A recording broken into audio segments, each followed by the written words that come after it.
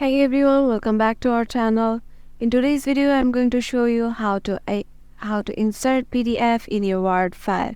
So without any further ado, let's get into the video. Once you're in your Word file, head over to Insert, and once you hover on the icons, you can see a drop-down box named Object. Click on it, and you can see an option named Object. Click on it.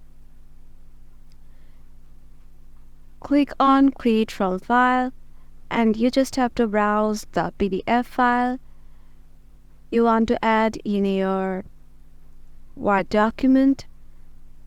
Once you have selected your PDF file, click on Insert, then click on OK. As you can see, the PDF file is already added, and you can just shrink it or make it bigger, or you can just change its position and its area where you want it.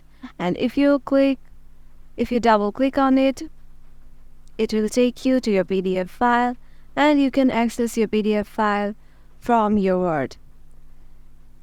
If this video helped you out, make sure to give it a thumbs up and subscribe to our channel, and we will see you in the next video.